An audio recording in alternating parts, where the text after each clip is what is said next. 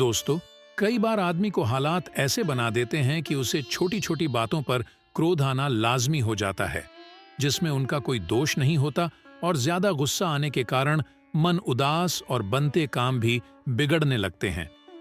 ऐसे में सवाल आता है कि क्रोध को कैसे कंट्रोल किया जाए। तो चलिए इस कहानी के माध्यम से जानते हैं हमें क्या करना चाहिए। एक दिन गौतम बुद्ध अपने शिष्यों के साथ एकदम शांत बैठे हुए थे। उन्हें इस प्रकार बैठे हुए देख शिष्य चिंतित हुए कि कहीं वह अस्वस्थ तो नहीं है। एक शिष्य ने उनसे पूछा कि आज वह मौन क्यों बैठे हैं, क्या शिष्यों से कोई गलती हो गई है।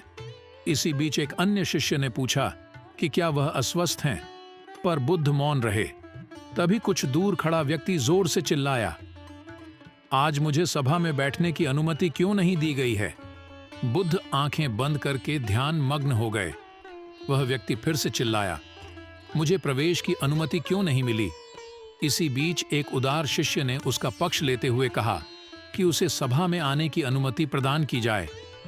बुद्ध ने आंखें खोलीं और बोले, नहीं, वह अछूत है, उसे आज्ञा नहीं दी जा सकती। यह सुनकर शिष्यों को बड़ा आश्चर्य हुआ। बुद्ध उनके मन का भाव समझ गए और बोले, हाँ, वह अछूत है। इस पर कई शिष्य बोले, हमारे आश्रम में जात पात का कोई भेद ही नहीं, फिर वह अछूत कैसे हो गया।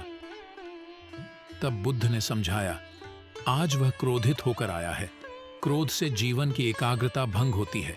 क्रोधी व्यक्ति प्राय मानसिक हिंसा कर बैठता है, इसलिए जब तक वह क्रोध में रहता है तब तक अछूत होता है।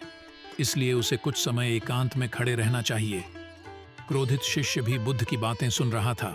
पश्चाताप की अग्नि में तपकर वह समझ चुका था कि अहिंसा ही मनुष्य का महान कर्तव्य व परम धर्म है।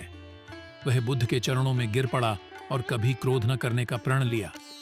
शिक्षा, आशय ये है कि क्रोध के कारण व्यक्ति अनर्थ कर बैठता है और पश्चाताप उसे बाद में होता है, जिसका कोई लाभ नहीं मिलता। इसलिए हमें क्रोध नहीं करना चाहिए।